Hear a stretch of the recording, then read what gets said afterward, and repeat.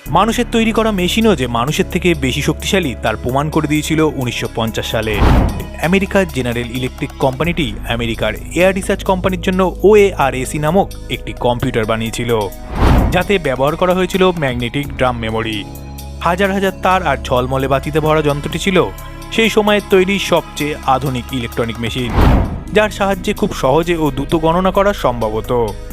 একাধারে মেশিনটি যেমন বিজ্ঞানের জটিল সমীকরণের খুব সহজেই সমাধান করে ফেলেছিল, তেমনি মেশিনটি বানানোর পর এটিকে সেনাবাহিনীর কাজেও ব্যবহারের উপযোগী করে তোলা হলো। প্রথমে মার্কিন এয়ারফোর্সে এই মেশিনটি ব্যবহৃত হতে লাগলো।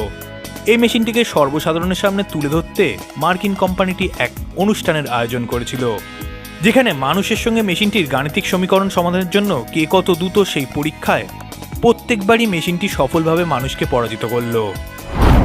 এরপর কোম্পানিটি আরও উন্নত মানের কম্পিউটার বাজারে আনতে শুরু করলো, যেগুলো মূলত ব্যবসা গবেষণার কাজের পাশাপাশি সরকারি কাজেও ব্যাপকভাবে ব্যবহৃত হতে শুরু হলো। সেই দিনই মানুষকে মেশিনটি বুঝিয়ে দিয়েছিল ইলেকট্রনিক্স যুগের সূচনা ঘটেছে, যেখানে মানুষের তৈরি যন্ত্রই মানুষের চেয়ে বেশি দ্রুত।